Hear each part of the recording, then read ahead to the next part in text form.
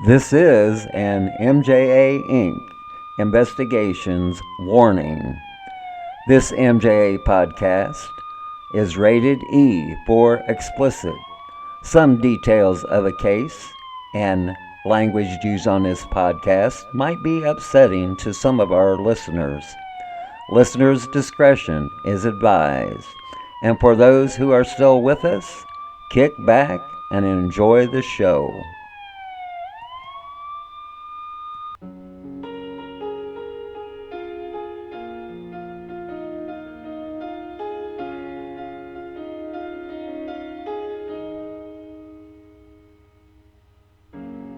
I know you got the best intentions, just trying to find the right words to say. I promise I've already learned my lesson, but right now I wanna be not okay. I'm so tired sitting here waiting. If I hear one more, just be patient. It's always gonna stay the same. So let me just give up. So let me just let go. If this isn't good for me, well, I don't wanna know. Let me just stop trying. Let me just stop fighting. I don't want your good advice or reasons why I'm alright. You don't know what it's like. You don't know what it's like.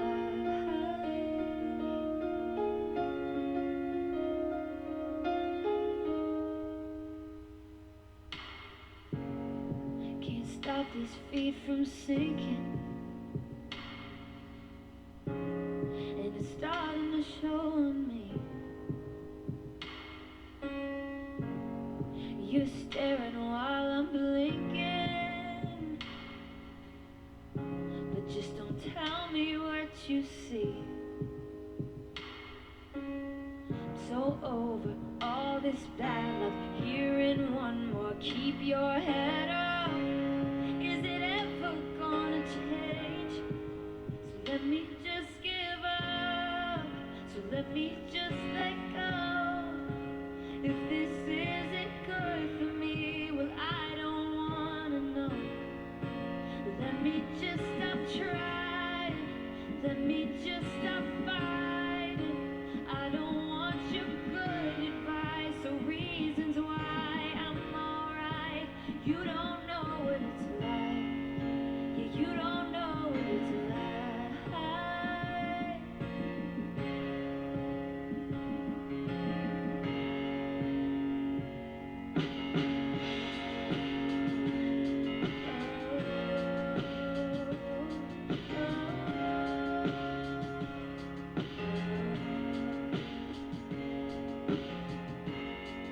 Don't look at me like that, just like you understand. Don't try to pull me back. Let me just give up. Let me just let go. If this isn't good for me, well, I don't wanna know. Let me just stop trying.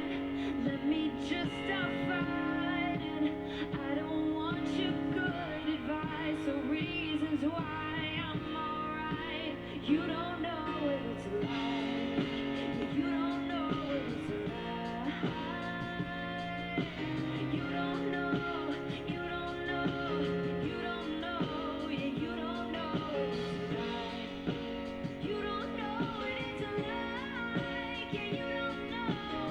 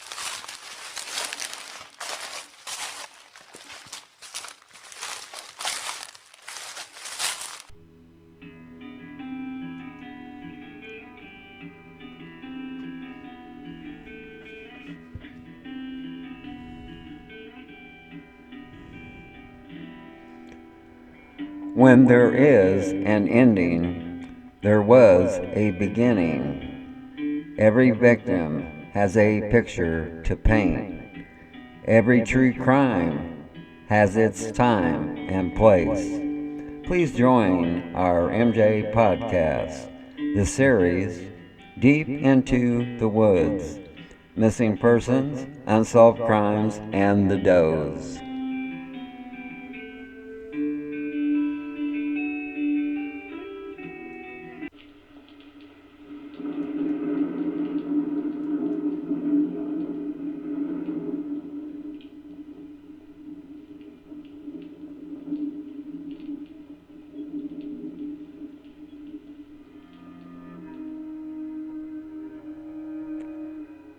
Welcome to our MJ podcast, the series Deep into the Woods, Missing Persons, Unsolved Crimes, and the Does. This is episode 15, part 3, 12 Missing Person Cases. My name is Mark, and I will be your host for tonight's show. We are coming to you from our office in Plattsburgh, New York. In this podcast, we will profile 6 males who are missing and 6 females who are missing. Case 1. Welcome to San Jose, California.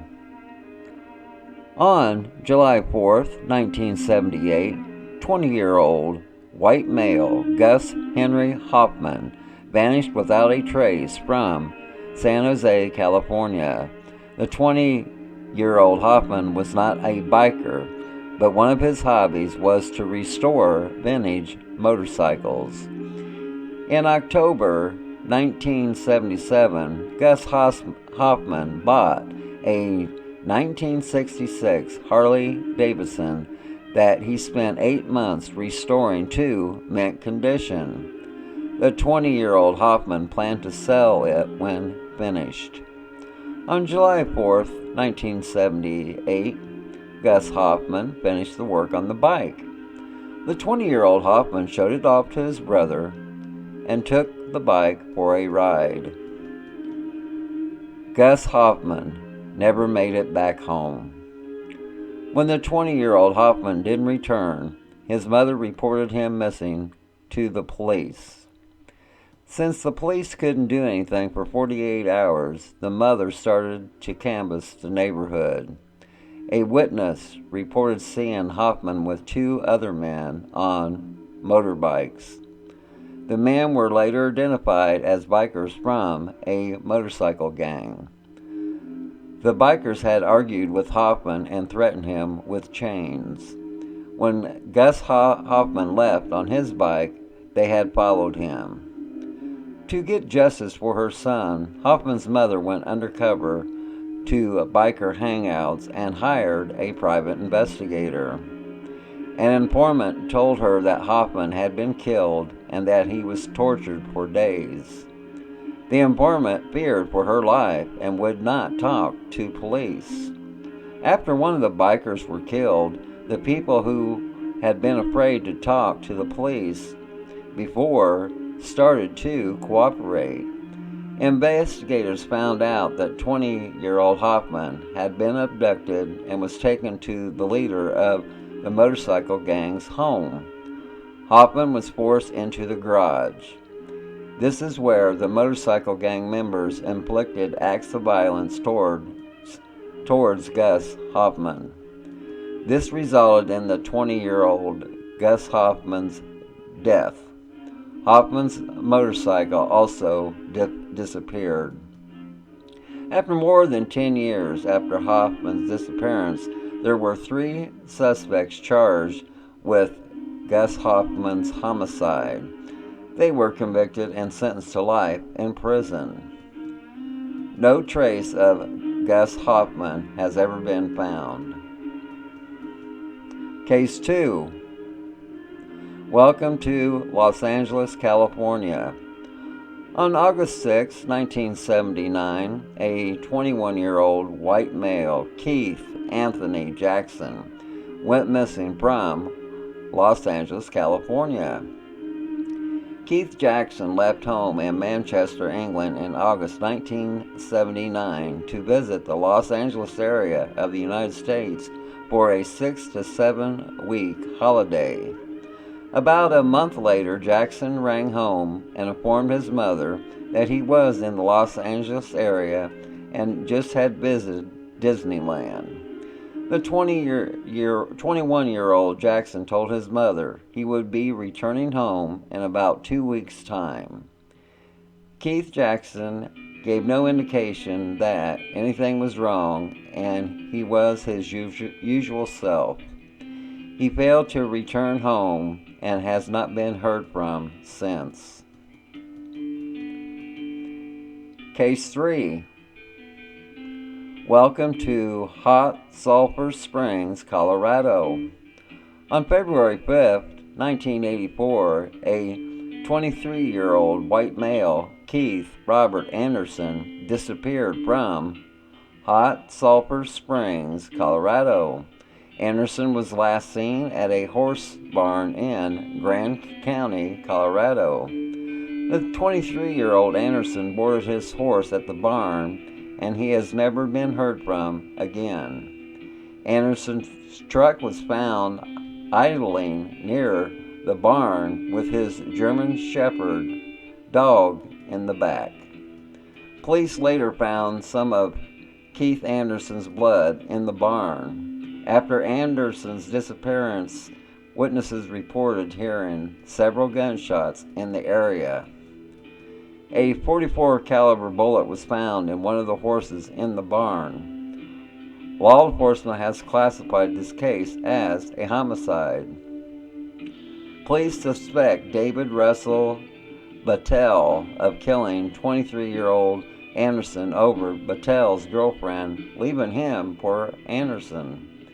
Police does not have sufficient evidence to indict Battelle. 23-year-old Keith Anderson has never been found. Case 4. Welcome to Mesa, Arizona. On November 1st, 1987, a 58-year-old white male, Raymond Edward Shore, vanished without a trace from Mesa, Arizona. Raymond Shore was last heard from on November 1st, 1987. The 58-year-old Shore told family members that he would be taking a road trip to either northern or southern Arizona. But police say that Shore may have traveled to the East Coast.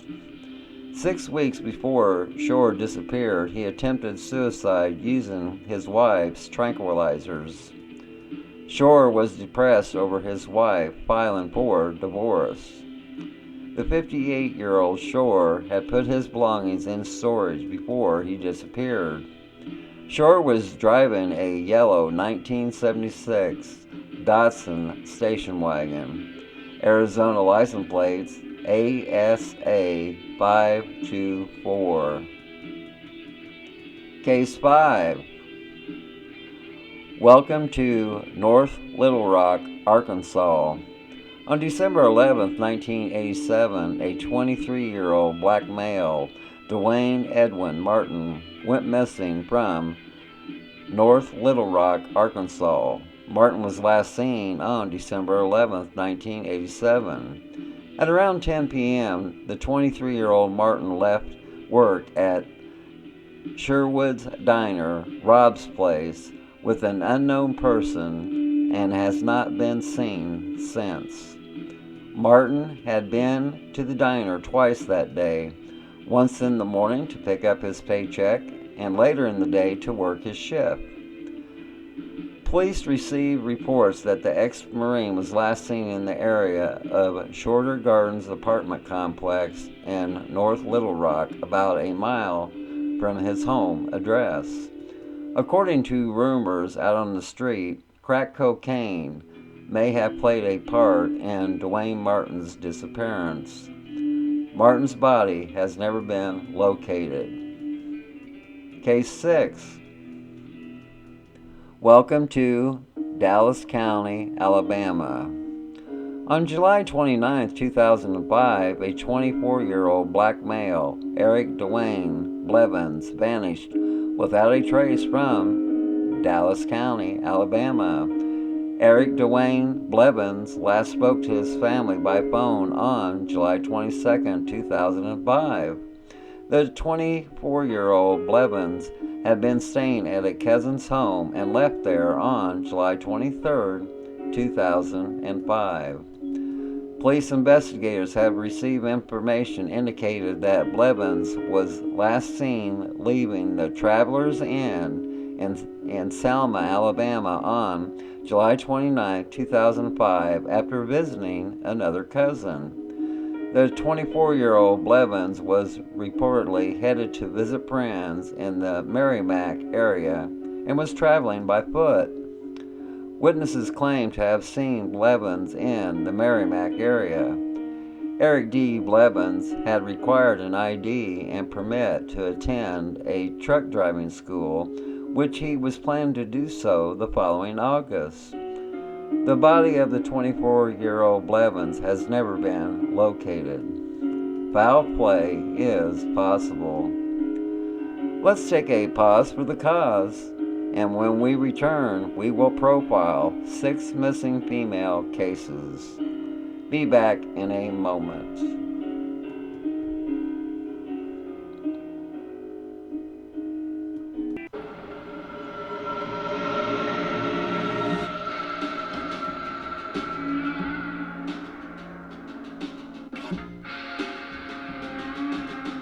When you walk through the garden, watch your back. Well, I beg your pardon. Walk the straight and narrow track. If you walk with Jesus, save your soul. Gotta keep the devil down in the hole. He's got fire and the fury at his command, but we don't got to worry. Hold on to Jesus and we'll be safe from Satan when the thunder rolls. But you gotta keep the devil down in the hole. Oh yeah.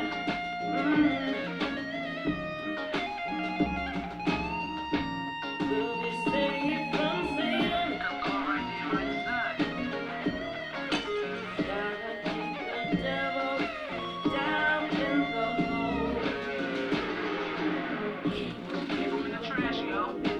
Down in the hole. Keep him in the hole. Down in the hole. Keep him in the hole. Down in the hole.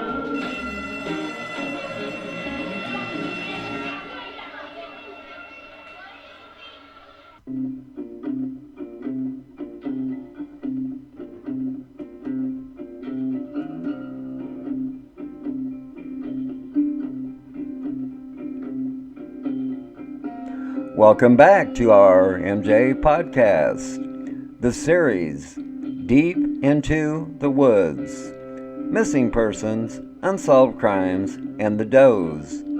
This is episode 15, part 3, 12 missing person cases. The next 6 cases will be profiles for missing females. Case 7. Welcome to Carson, California. On August 9, 1981, an 18-year-old white female, Tracy Leah Stewart, went missing from Carson, California. Tracy Stewart was last seen on August 9, 1981, when she was telling her parents she was going out on a date with someone new. The 18-year-old Stewart, a high school graduate, then bid her family farewell and met a young man at the front door and left her home in Carson, California. Tracy Stewart was never heard from again. The man was later identified as Robert Wayne Beckett Jr. Beckett Jr. was convicted in 1989, of murdering the 18-year-old Stewart. In 1995, a Los Angeles Superior Court jury found his father, Robert Wayne Beckett Sr., guilty of first-degree murder in the Stewart case. The older Beckett made his son lure Tracy Stewart home so the father could rape and kill her. Case 8. Welcome to Miami, Florida. On March 5, 1984, a 23-year-old white female, Elizabeth A. Kenyon, went missing from Miami, Florida. Elizabeth Kenyon was a special education teacher and a part-time model. On March 4, 1984, the 23-year-old Kenyon left her apartment in Coral Gables, Florida, to visit her parents in Pebble Beach, Florida. Kenyon stayed with her parents until the late evening and then got in her car to return home. The 23-year-old Kenyon's roommate recalls that Kenyon did arrive home and went to bed. Kenyon went to work the next day and spoke with the school's police officer and security patrol in the parking lot. The school's police officer watched Kenyon get into her car and drive away. On Tuesday, Kenyon did not show up for work. So the officer called her roommate and learned that Kenyon had not come home the night before. Kenyon never called to tell anyone where she was. Kenyon's parents then filed a missing persons report with the police. Kenyon's car was later found at the Miami International Airport. Serial killer Christopher Wilder was the authorities' prime suspect in the Kenyon's disappearance. Kenyon had previously dated Wilder, and they had known each other for a couple of years. Witnesses saw Wilder with Kenyon on the day of her disappearance. If this is true, then there is a chance of some type of evidence that might point to where he got rid of the 18-year-old Kenyon's body. Wilder had patterns to where and how he would dump his victims. I would like to clear the air about what Florida law enforcement is saying about Wilder and that he is involved with the death of Tammy Jo Alexander, who was called Jane Doe Callie for years, being found in Caledonia, New York on November 9, 1979. MJA has been involved in the case from the New York side, trading emails with the investigators involved where her body was located. Our New York office is only a few miles away from where the body of Alexander was located. The waitress at the diner that seen Tammy Jo Alexander with a male subject, and the male subject was driving a station wagon and had a full set of hair with little tight curls. You can see this by the composite sketch. Wilder has a very receding hairline. So I asked Florida law enforcement, where's their evidence that Wilder was driving a station wagon? Florida is only putting this crime on Wilder because he had visited the truck stop where Tammy Jo Alexander's family worked at. We are not saying that Wilder isn't guilty in the Kenyon case. We just know he isn't guilty in the Tammy Jo Alexander case. Case 9. Welcome to Pasadena, California. On March 22, 1984, a 21-year-old black female, Lillian Rochelle Holmes, vanished without a trace from Pasadena, California. Holmes was last seen by her father when she left her Pasadena home at approximately 6:30 a.m. on her way to start a new job. The 21-year-old Holmes would be demonstrating products at Robinson's in the Santa Anita Mall located in Arcadia, California. Lillian Holmes was last seen boarding a RTD bus in Pasadena, carrying a blue dress over her shoulder.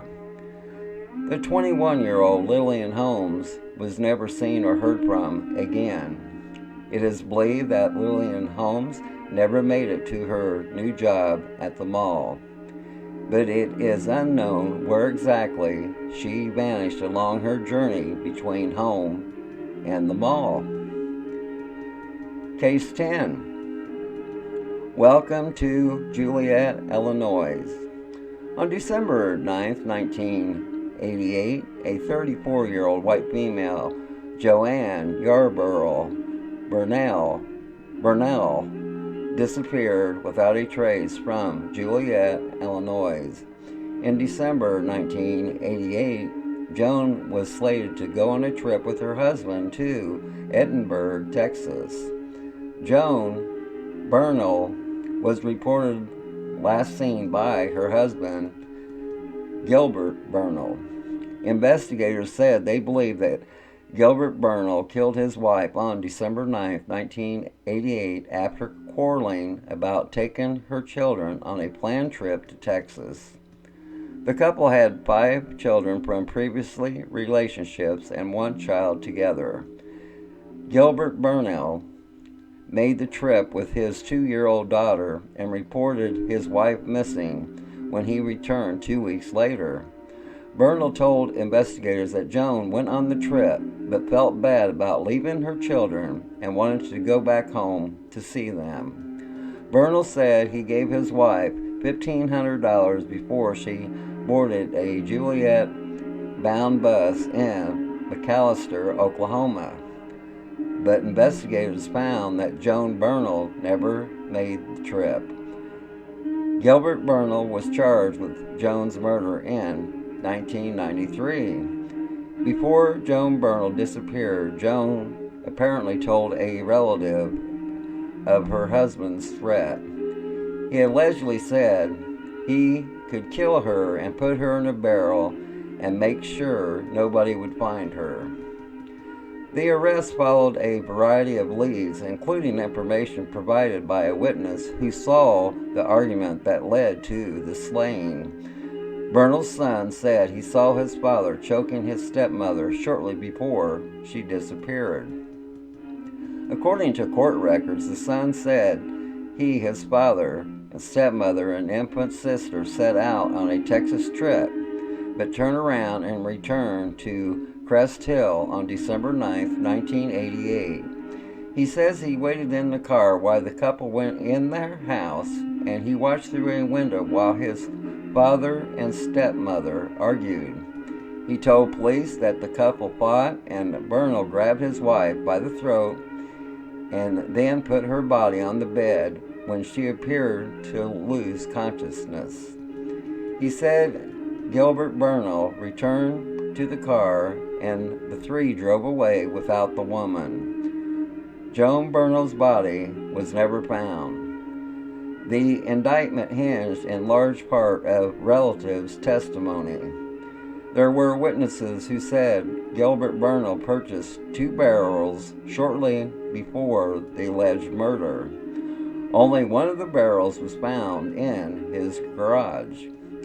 Charges against Burnell were dropped 11 months later after investigators still couldn't find the body, and witnesses said Joan was last seen in Chicago Heights and Tennessee, the last sighting being in December 1992. Gilbert Burnell claims Joanne is still alive and that she is living in either Tennessee or Kentucky. Case 11. Welcome to Aurora, Colorado. On June 8, 1990, a 24-year-old white female, Lori Renee Lucas, went missing from Aurora, Colorado. Lucas was reported missing to Aurora Police Department on January 8, 1991. Her mother, Sandra Lucas, reported Lori missing by telephone from Iowa Falls, Iowa. According to Sandra Lucas, she had not heard from Lori Renee Lucas, her daughter, for at least 6 months prior to the missing persons report. Authorities have also been attempting to locate living relatives to obtain DNA reference samples for the CODIS entry. The 24-year-old Lucas lived at the Weekly Motor Inn. Lori Lucas was last seen with William Bannister, a suspected serial killer. Bannister advised law enforcement the last time he saw Lori Lucas was in September or October of 1990. Suspected killer Bannister stated that Lori left for Texas with a roofer named Mike. Bannister has been unresponsive to follow-up interview requests. Case 12. Welcome to Glendale, Arizona. On January 3, 1991, 35-year-old white female Sue Carol Cassell vanished without a trace from Glendale, Arizona. Susan Cassell's husband, James F. Cassell, told authorities that his wife returned home unexpectedly from work on January 3, 1991 in Glendale, Arizona. Susan was employed as a nurse at the Boswell Memorial Hospital in Sun City, Arizona at the time. James stated that she left their young child in his care and then departed from their residence. Susan has not been seen again. Susan Carol Cassell joined the United States Army prior to her marriage to James. The couple lived in Nevada for a time before returning to Arizona. James received a divorce from Susan in February of 1992, over a year after she was last seen. James reportedly moved to Pennsylvania with their son afterwards. Susan Carol Cassell's vehicle has not been removed from the residence, and uncashed paychecks were not picked up. The 35-year-old Cassell had no known medical or personal problems and has not made contact with any family members. Cassell has not been seen or heard from. Investigators suspect foul play was involved in her disappearance. Susan Cassell's case remains unsolved. It's always been our hope that we as a nation can bring the missing person numbers down. As a nation, we still need more laws in place to protect our children. I want to thank you folks for tuning in, for you all have been so kind. I have a quote for our listeners. If safety is a joke, then death is the punchline. Author unknown. Always remember, folks, if you ever get bored with nothing to do, well, take a walk deep into the woods. You might be surprised at what you might find. That's the end of our MJA podcast.